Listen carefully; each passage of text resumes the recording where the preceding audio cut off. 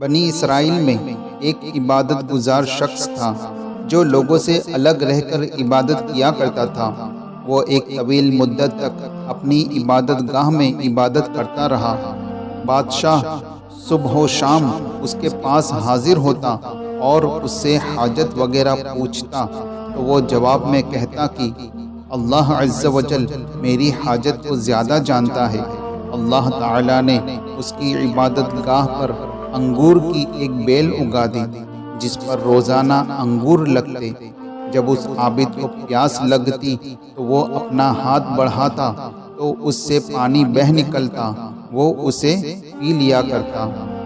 کچھ عرصے کے بعد مغرب کے وقت ایک حسین و جمیل عورت اس کے قریب سے گزری تو اسے پکارنے لگی، اے اللہ عز و جل کے بندے۔ عابد نے جواب میں لبیک کہا تو عورت نے پوچھا، کیا تیرا رب تجھے دیکھ رہا ہے؟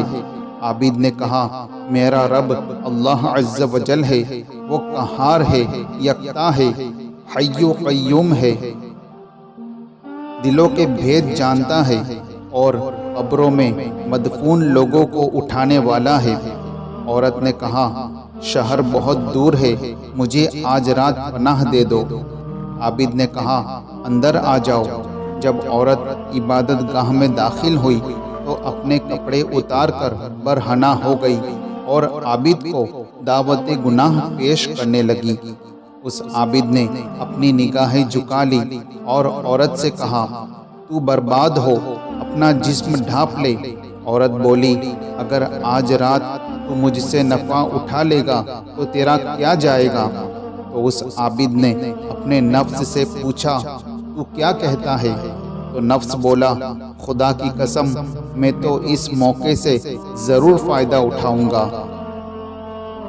عابد اپنے نفس سے بولا، تیری ہلاکت ہو، تو گندھک کا لباس اور آگ کے انگارے چاہتا ہے اور میری اتنے عرصے کی عبادت ضائع کرنا چاہتا ہے۔ کیا تو نہیں جانتا زانی کی بخشش نہ ہوگی اور اسے منہ کے بل جہنم میں دھکیل دیا جائے گا؟ جہنم کی آگ کبھی نہ بجھے گی اور نہ ہی فنا ہوگی۔ مجھے اندیشہ ہے کہ اللہ عز و جل تجھ پر ایسا غضب فرمائے گا کہ پھر کبھی تجھ سے راضی نہ ہوگا۔ جب اس کے نفس نے اسے مزید ورگلایا تو وہ عابد بولا، میں تجھے دنیا کی ہلکی آگ پر پیش کرتا ہوں، اگر تو نے اسے برداشت کر لیا تو تجھے آج رات اس عورت سے نفع اٹھانے دوں گا۔ پھر اس نے چراغ لیا، اس میں تیل بھرا اور اسے جلایا۔ وہ عورت بھی یہ سب باتیں سن رہی تھی اور عابد کا عمل دیکھ رہی تھی۔ پھر اس عابد نے اپنا ہاتھ آگ پر رکھا، آگ نے اس کا انگوٹھا جلا دیا، پھر اس کی انگلیاں اور پھر اس کا ہاتھ جلا ڈالا۔ یہ سب دیکھ کر اس عورت نے ایک زوردار چیخ ماری اور دنیا سے رخصت ہو گئی۔ اس عابد نے اسے اسی کے کپڑوں سے ڈھانپ دیا۔ جب صبح ہوئی تو ابلیس ملعون نے چیخ کر لوگوں سے کہا، اے لوگو، عابد نے فلاں شخص کی فلاں بیٹی سے زنا کر کے اسے قتل کر دیا ہے۔ تو بادشاہ اپنے لشکر اور رعایا کے ساتھ سوار ہو کر آیا۔ جب وہ اس عبادت خانے کے قریب پہنچا تو عابد کو پکارا۔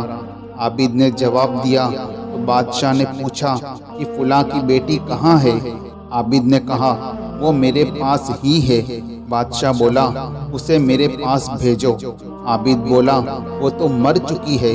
بادشاہ بولا، جب وہ زنا پر راضی نہ ہوئی تو نے اسے قتل کر دیا۔ پھر اس عورت کو وہاں سے اٹھا لیا گیا اور عابد کو قید خانے میں ڈال دیا گیا۔ وہ لوگ زانی کو آرے سے کاٹ دیا کرتے تھے۔ اس عابد کا ہاتھ آستین میں چھپا ہوا تھا، وہ انہیں اپنا قصہ نہیں بتا رہا تھا۔ پھر اس کے سر پر آرا رکھ دیا گیا اور جلادوں کو حکم دیا گیا کہ آرا چلا دو۔ جب آرا اس کے دماغ تک پہنچا تو اس کے منہ سے آہ نکلی تو اللہ عز و جل نے حضرت جبریل علیہ السلام کو بھیجا اور کہا کہ اس سے کہو کہ وہ کچھ نہ بولے، میں اسے دیکھ رہا ہوں۔ میرا عرش اٹھانے والے اور آسمانوں کے مکین فرشتے رو رہے ہیں۔ مجھے اپنی عزت و جلال کی قسم، اگر اس نے دوسری مرتبہ آہ نکالی تو میں آسمانوں کو زمین پر گرا دوں گا۔ تو اس نے مرتے دم تک نہ ہی کوئی آہ نکالی اور نہ ہی کوئی اور بات کی۔ جب اس کا انتقال ہو گیا تو اللہ عز و جل نے اس عورت کی روح واپس لوٹا دی، تو وہ بولی، خدا عز و جل کی قسم، یہ مظلوم تھا، اس نے زنا نہیں کیا تھا، میں ابھی تک کنواری ہی ہوں۔ پھر اس نے لوگوں کو پورا واقعہ سنا دیا۔ جب لوگوں نے عابد کا ہاتھ دیکھا تو وہ عورت کے بیان کے مطابق جلا ہوا تھا۔ وہ لوگ بولے، اگر ہمیں پہلے معلوم ہوتا تو ہم اسے ہرگز نہ چیرتے۔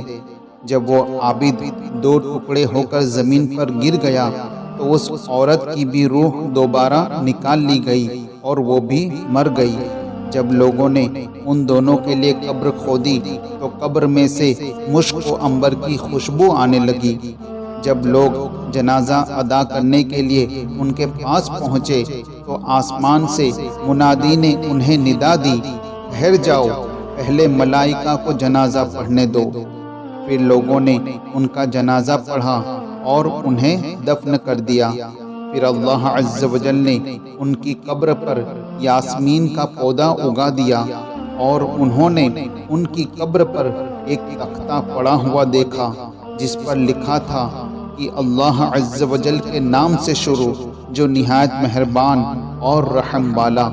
اللہ عز و جل کے لیے، اپنے بندے اور ولی کے لیے میں نے اپنے عرش کے نیچے ایک منبر نصب کیا اور اپنے ملائکہ کو جمع کیا۔